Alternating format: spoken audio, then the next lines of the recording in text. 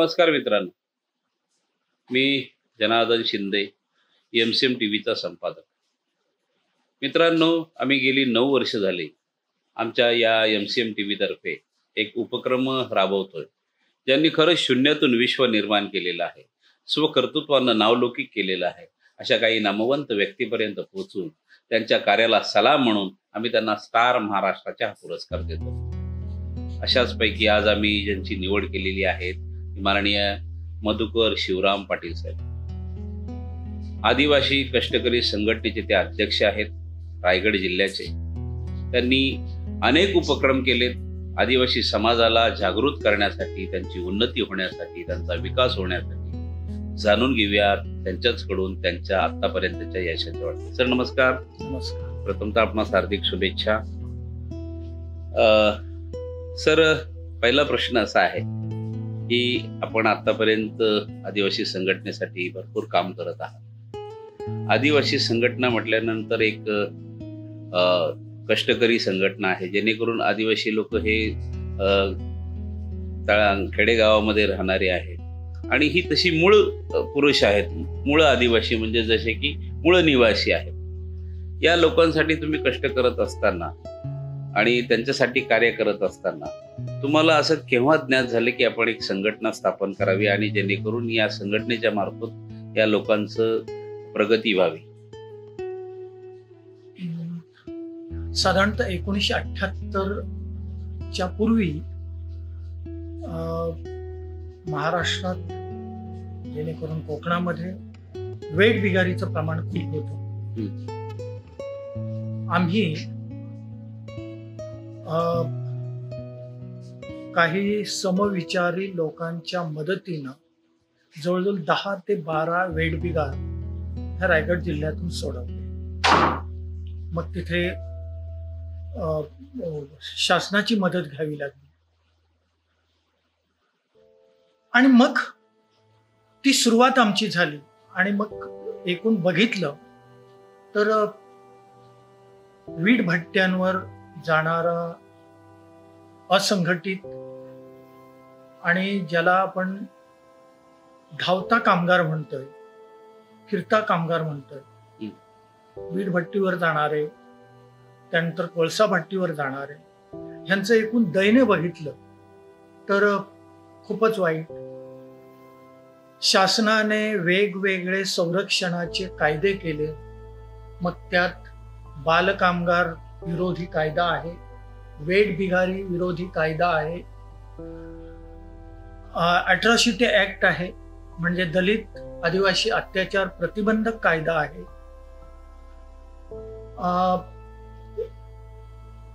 आदिवासी जनजाती जो वन हक्काचा कायदा आहे, 2006चा हा कायदा आहे की जिथं तो जमीन कसत असेल वनामध्ये, ती जमीन त्याला मिळाली पाहिजे, तो पट्टा त्याच्या नावावर व्हायला पाहिजे. त्यानंतर आमचा आदिवासी जिथे राहतोय, ज्या जागेत राहतोय, ती जागा भले खाजगी मालकाची असेल, परंतु तो 12 वर्षापेक्षा जास्त राहत असेल तिथे आणि 2001च्या आधीची त्याची वहिवाट असेल तर ते घराचा पट्टा त्याच्या नावावर व्हायला पाहिजे. विविध प्रकारचे कायदे झाले. कायद्यांची अंमलबजावणी करणारा जो आमचा सरकारी कर्मचारी आहे तो वैफल्यग्रस्त आहे. कोणत्याही प्रकारची जाणीव नाही आहे की आपणही हे सुद्धा भारतीय आहेत, हे सुद्धा भारतीय नागरिक आहेत, ह्याची जाणीव नाही आहे. आणि त्या कायद्यांची कोणत्याही प्रकारे पाहिजे तशी अंमलबजावणी होत नाही आहे. आजही आपण बघितलं तर दलित समाजावर अत्याचार झाला तर तो पेटून उठतो. बरोबर. वेगवेगळ्या ठिकाणी आंदोलनं होतात, पण आदिवासीला कोणत्याही प्रकारची मारपीट, शिवीगाळ झाली तर तो सहन करण्याव्यतिरिक्त काही करत नाही आहे. ही परिस्थिती आहे.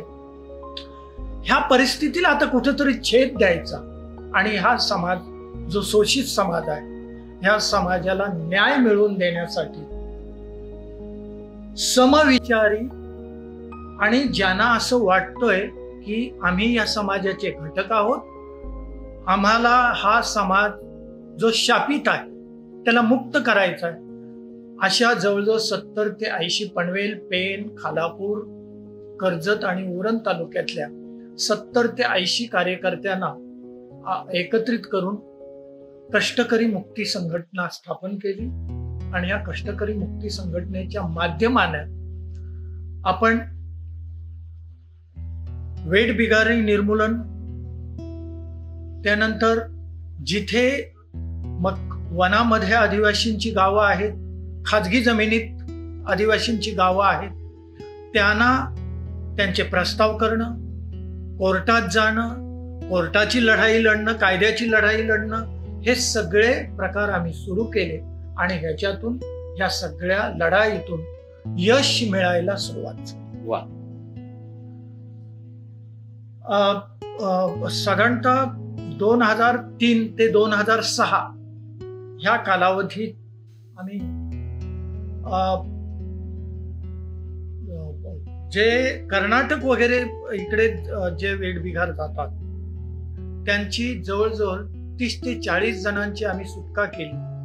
कारण वीट भट्ट्यांवर जाणारा कामगार जो असंघटित कामगार आहे त्याचे हाल होतातच, परंतु त्याचे 10 पटीनं जे कर्नाटकला वीट भट्ट्यांवर लोक जातात त्यांचे हाल बघता येत नाही. वेळ आली तर 10 माणसं गेली तर 8च माणसं परत येतात. दोघांना तिथले मालक गायब करतात. ही तिथे वस्तुस्थिती आहे. शासनाला 2003 पासून 2006 पर्यंत त्यांना आणायला लावलं. शासनाच्या शासकीय खर्चाने त्यांची हजेरी ठेवायला लावली तिथल्या मालकांना आणि त्यांचं त्यांच्या ग्रामपंचायतीमध्ये रजिस्ट्रेशन करायला लावलं. त्यानंतर अनुसूचित जमाती व इतर पारंपरिक वननिवासी 2006चा वन हक्क जो कायदा आहे त्या अंतर्गत पनवेल, पेण, खालापूर, उरण ह्या तालुक्यांमध्ये ज्या वन जमिनीवर आदिवासी वाड्या वस्त्या आहेत त्या वाड्या वस्त्यांचे दावे तयार केले. काही ठिकाणी सरकारी कर्मचाऱ्यांनी चांगला प्रतिसाद दिला, परंतु जिथं प्रतिसाद मिळत नाही तिथं आम्हाला आंदोलनं करावी लागली. आणि जवळजवळ 700 दावे आम्ही जिल्हाधिकाऱ्यांना सादर केले. निवासाचे दावे, ते जे शेती करतात त्यांचे दावे, आणि 700 दावे मंजूर झाले. ताऱ्याला युसुफ मेरेली सेंटर या संस्थेमध्ये एक मोठा कार्यक्रम आयोजित केला. 5000 आदिवासी आमचे त्या कार्यक्रमाला आले होते आणि त्याच्यात जिल्हाधिकाऱ्यांच्या हस्ते ह्या 700 कुटुंबांना त्यांच्या घराखालच्या जमिनींच्या मालकीच्या सनदींचं वाटप. वा. हे आमचं दुसरं काम. त्यानंतर कायदे झाले, वन हक्काचा कायदा झाला, परंतु ज्या एक तर ते दावे सहजासहजी मान्य होत नाही आहे. वन खात्याचा जो मालकी आहे ती मालकी मक्तेदारी म्हणून ते बघतात. कायद्यामध्ये संबंधित ग्रामपंचायत आणि उपविभागीय अधिकारी म्हणजे प्रांत ह्याने निर्णय घ्यायचा आहे, परंतु तिथे त्या वन दाव्यांचा निर्णय हे फॉरेस्टचे कर्मचारी आणि अधिकारी घेतात. आजही पूर्वी इतकाच त्रास दिला जातो आदिवासींना. त्याला घर बांधू दिलं जात नाही, त्याची झोपडी बांधू दिली जात नाही, उदरनिर्वाहासाठी दळी केली ती दळी करू दिली जात नाही. आम्ही कर्नाळा, गुळसुंदा, आपटा या 3 ग्रामपंचायतींमध्ये जे आदिवासी वनामध्ये शेती करतात त्यांना आतापर्यंत जवळजवळ 250 ते 300 एकर जमीन एकेका ग्रामपंचायत हद्दीमध्ये, अशा जवळजवळ 6-7 ग्रामपंचायत हद्दीतल्या आदिवासींना त्या जमिनी मिळवून दिल्या, त्यांच्या नावावर पट्टे केले. परंतु त्या कायद्यामध्ये सरळ कायद्यामध्ये लिहिलेलं आहे की जमिनीचा ताबा जो प्रत्यक्ष आहे तो भूमी अभिलेखाने ताबडतोब दिला पाहिजे. त्यांनी जमीन मोजून दिली पाहिजे. 10 ते 12 वर्ष झाली जमिनीचे 7/12ला नोंदी होऊन, पण अजून प्रत्यक्ष ताबा आदिवासींना दिलेला नाही. त्याची लढाई सुरू आहे, चळवळ सुरू आहे. त्यानंतर मोठ्या प्रमाणावर रायगड जिल्ह्यामध्ये, संपूर्ण रायगड जिल्ह्यामध्ये 25,000 हेक्टर जमीन शिलिंग लँड म्हणून शासनाने घोषित केली की मूल मालकाकडे 57 एकरच्या वर जी जमीन आहे ती शासनाने ताब्यात घेतली. आणि या देशाचं उत्पन्न वाढलं पाहिजे, पीकपाणी वाढलं पाहिजे, त्या दृष्टीनं त्याचं वाटप आदिवासींना केलं. आपण पनवेल तालुक्यात, पनवेल, पेण आणि खालापूर 3 तालुक्यांमध्ये जवळजवळ 500 ते 600 एकर जमीन आपण आदिवासींना वाटप केली संघटनेच्या माध्यमातून. आज बऱ्याचशा ठिकाणी आपल्याला तिथे आंबा लागवड, काजू लागवड आदिवासींनी केलेली आहे, ती आपल्याला बघायची. आणि त्यांचं उत्पन्न एक कुटुंबाचं 5-6 लाख रुपये वर्षाचं उत्पन्न वाढलंय. हे काम संघटना.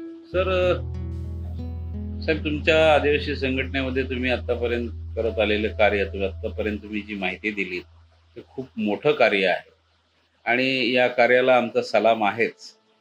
तर तुम्ही हमाल पंचायतमध्ये डॉक्टर बाबा आढाव यांच्यासोबत काम केलं, तो अनुभव कसा होता? बाबांकडून हे शिकायला मिळालं की कष्टकऱ्यांचे दुःख जाणून घेऊन त्यांना जर संघटित केलं आणि त्यांना न्याय मिळवून दिला तर ही जी देशाची एक पडती बाजू आहे. कारण तिथे कष्टकरी जवळजवळ 60 ते 70% आहेत आणि पैसेवाले 30-40% आहेत. हे 60-70% कष्टकऱ्यांमध्ये हमाल, माथाडी कामगार, शेतमजूर ह्यांना संघटित करून ह्यांना त्यांच्या हक्काचं मिळवून दिलं तर बरीचशी परिस्थिती सुधारते. हे आम्हाला तिथे बघायला मिळालं. तिथल्या कष्टकऱ्यांनी पुणे जिल्ह्यात आज प्रत्येक एसटी स्टँडवर किंवा एसटी स्टँडच्या बाजूला आणि रेल्वे स्टेशनच्या बाजूला जे मोठे मोठे स्टॉल आपल्याला बघायला मिळतात, कष्टकऱ्यांची कष्टाची भाकरी म्हणून त्यांनी स्टॉल सुरू केलेले आहेत. हे बघण्यासारखं आहे. चांगलं कमाई करतात, चांगली आता त्यांना घरं मिळाली. पण हे संघटित झाल्यामुळे, संघटित केल्यामुळे, कष्टकऱ्यांना संघटित केल्यानंतर काय होतो हे त्याच्यातून आम्हाला अनुभव तिथे बघायला मिळाला. सर, आदिवासी समाजासाठी तुम्ही दिवसरात्र सदैव झटत आहात, कार्य करत आहात आणि वेळात वेळ काढून तुम्ही परिवाराला वेळ देताय. तुमच्या परिवाराबद्दल तुम्ही काय सांगा? मी जवळजवळ 40 ते 45 वर्ष मी स्वतः राष्ट्र सेवा दलाचा एक सैनिक आहे. भाई वैद्य, गप्र प्रधान यांची भाषणं खूप जवळून ऐकलेली आहे. ते संस्कार माझ्यावर आहेत, साने गुरुजींचे संस्कार आहेत. मी कुटुंबासाठी चरितार्थ चालवण्यासाठी जे काय लागतो, थोडीशी शेती आहे, वा. त्या शेतीमधून ते मिळतो. कुटुंबामध्ये आता 3 मुलं आहेत, 3 मुलं कमावती आहेत. मला आता जास्त वेळ देता येतो, वा. कारण आयुष्यभर जी कमाई पाहिजे आपल्याला, ती कमाई गरिबांचं, कष्टकऱ्यांचं जे सुख मिळतो, त्यांना जो न्याय मिळतो, ती आमची कमाई आहे. सर, मी असं ऐकलं की तुम्ही निस्वार्थ भावनेनं समाजसेवा करत आहात. का मी अनेक संघटनाचे अध्यक्ष बघितले, ते स्वार्थासाठी संघटना उभा करतात आणि स्वतःचा स्वार्थ साधून ते समाजाला वाटेवर सोडतात. परंतु तुमचं तसं नाहीये, निस्वार्थ भावनेनं तुम्ही सेवा करतात. हे कसं काय शक्य होतं? मी लहानपणापासून गरिबी काय असतो ह्याचे चटके सोसलेले आहेत. गरिबांची छळणूक आणि पिळवणूक कशी होतो हे स्वतः अनुभवलेलं आहे. आणि तेच आई वडिलांचे संस्कार घेऊन मी काम करतो. मी बाहेर पडताना माझं स्वतःचं वाहन बहुतांशी महाराष्ट्र शासनाने मला एसटीचा मोफत पास दिलेला आहे. मी आणि माझ्या सोबत एक साथीदार यांना पूर्ण महाराष्ट्रभर एसटीचा पास दिलेला आहे. त्याच्यामुळे मला प्रवासाला पैसे लागत नाही. पण माझं वाहन वगैरे कुठे घेऊन गेलो तर मी कुठल्याही गरीब समाजाकडून पैसे घेत नाही. माझ्या स्वतःच्या खर्चात जातो. माझं स्वतःच जे काही खाणं, चहा, जेवण वगैरे असेल ते मी माझ्या स्वतःच्या खर्चात करतो. मी कोणाकडूनही काही घेत नाही. सर, तुमच्या या प्रगट अनुभवातून आणि तुम्हाला आतापर्यंत जे काही खास कळगे कळालेले आहेत, समाजाच्या मुख्य प्रश्न काय आहेत, त्यांची परिस्थिती सुधारण्यासाठी किंवा त्यांचा विकास होण्यासाठी किंवा त्यांची प्रगती होण्यासाठी तुम्ही त्यांना या मुलाखतीतून काय संदेश द्याल?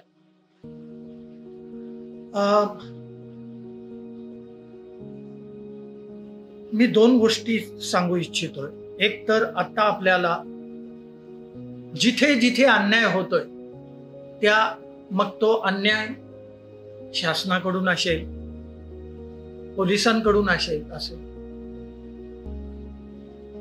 बड्या काही लोकांकडून असेल, त्या अन्यायाच्या विरोधात आपण उभं राहिलं पाहिजे. त्या अन्यायाच्या विरोधात उभं राहून आपण स्वतःसाठी स्वतः न्याय मिळवायला शिकलं पाहिजे. एक. आणि आता मी गरीब आहे असं सतत दुःख करून एका जागी बसून चालणार नाहीये. आपल्याला आपली पुढची पिढी ही घडवायची असेल, सुसंस्कारित करायची असेल, तर आपल्याला कमाईची साधनं शोधली पाहिजेत. स्वयंरोजगार उभे केले पाहिजेत. हे करणं फार गरजेचं आहे. सर, मला आतापर्यंत अनेक पुरस्कार मिळालेले आहेत. तसं पनवेलला एक तुमचा आदिवासी सेवक म्हणून पुरस्कार तुम्हाला प्राप्त झाला. तसं माजी मुख्यमंत्री मनोहर जोशी यांच्याकडून महाराष्ट्र शासनाचा पुरस्कार तुम्हाला मिळाला. आणि आता आमचा जो स्टार महाराष्ट्राचा हा पुरस्कार आम्ही तुम्हाला देतो. या पुरस्कारांबद्दल आपण काय सांगाल? माझ्या सोबत गेली 25-30 वर्ष जे काम करतायत कार्यकर्ते, ज्याने हे संघटनेचं काम वाढवलं, आपल्या समाजाला न्याय मिळवून देण्याचं आजही ते काम करतायत. आपला घर दार संसार नोकरी सांभाळून काम करतायत. कारण माझ्यासोबत जे 70-80 कार्यकर्ते काम करतायत ते सर्वच्या सर्व नॉन पेड आहे. कोणाकडून काही घेत नाही, समाजाकडूनही काही घेत नाही. म्हणजे मी तसं ते आहे. खूप चांगलं काम करतायत, लोकांना न्याय मिळवून देत आहेत. त्या सर्वांची ती पोचपावती आहे. या संघटनेने जे काय काम केलंय, जे काय काम करतोय, त्याला मिळालेली ही पोचपावती आहे. सर, समाजातील तरुण मंडळींनी संघटनेमध्ये संघटनात्मक कार्य करण्यासाठी वळावं किंवा नवीन प्रगती करण्यासाठी वळावं, यासाठी तरुणांना उद्देशून तुम्ही काय सांगाल, जेणेकरून तुमच्या समाजामध्ये व्यसनाचं प्रमाण जास्त आहे, हे व्यसन सोडवण्यासाठी किंवा समाज प्रगतीसाठी त्यांनी कार्य कसं करावं? एक तर आदिवासीला खूप बदनाम केलेलं आहे. दारू पिणं किंवा व्यसन करणं हे वाईटच, पण आमचा आदिवासी जेव्हा कोणीतरी दारू पितो त्यावेळेस तो रस्त्यावर बोंबलत सुटतो. रस्त्यावर काही वर्तणूक करतो. फरक एवढा, आमची पैसेवाली मंडळी दरवाजा लावून बंद करून आतमध्ये पितात आणि आपल्या बायका पोरांना मारत असतात. दोन्ही वाईट. दुसरं, आमच्या आदिवासीने, आम्ही आदिवासी आहोत, आम्ही मूळ निवासी आहोत, आम्ही ना हिंदू ना ख्रिश्चन ना कोणत्या धर्माचे, आमचा धर्म हा आदिवासी आहे. ही एक स्वतःची अस्मिता, स्वतःची ओळख निर्माण केली पाहिजे. आणि तरुणांनी, आत्ताच्या तरुणांनी आपल्या उदरनिर्वाहाबरोबर अजूनही बऱ्याचशा वाड्या वस्त्यांना पाणी, शाळा, लाईट ह्या मूलभूत सुविधा नाहीयेत. त्या मिळतील कशा, ह्या बाबतीत प्रयत्न करणं गरजेचं आहे. कारण आपली लढाई आपणच लढली पाहिजे. कोणीही आपल्या सोबत लढायला येईल आणि आम्ही यशस्वी होऊ असं गृहीत धरता कामा नये. आणि ह्या दृष्टीने आपण काम केलं. धन्यवाद सर, आपण वेळात वेळ काढून आमच्या या MCM टीव्हीच्या मुलाखतीसाठी आपण इथे आलात. आमचा जो MCM टीव्हीचा जो स्टार महाराष्ट्राचा पुरस्कार आम्ही आपणास देणार आहोत, याबद्दल आपलं मत द्या. मला खूप आनंद झालाय. आणि आपल्यासारखे चॅनल त्याची दखल घेतायत. महाराष्ट्र राज्याने तर दखल घेतली, परंतु आपल्यासारखे चॅनल त्याची दखल घेतायत. हे बघून, हे ऐकून खूप बरं वाटलं. बाकीच्या चॅनलवाल्यांनी त्याप्रमाणे करावं. कारण तर व्यवसाय करणं किंवा त्या व्यवसायात राहणं, त्या व्यवसायाच्या चौकटीच्या बाहेर जाऊन काही काम करणं, हे एक वेगळी मजा आहे, वेगळा आनंद आहे. तो आनंद आपल्याला मिळो ही सदिच्छा. धन्यवाद सर आपण आल्याबद्दल. तर मित्रांनो, हे होते माननीय मधुकर शिवराम पाटील साहेब, आदिवासी कष्टकरी संघटनेचे अध्यक्ष. आमच्या MCM टीव्ही तर्फे मी त्यांना सदिच्छा देतो की त्यांच्या हातून सदैव असंच सत्कर्म घडत जाऊ, आदिवासी समाजाचा विकास घडत जाऊ, या सदिच्छा, या शुभेच्छा. जय हिंद, जय महाराष्ट्र.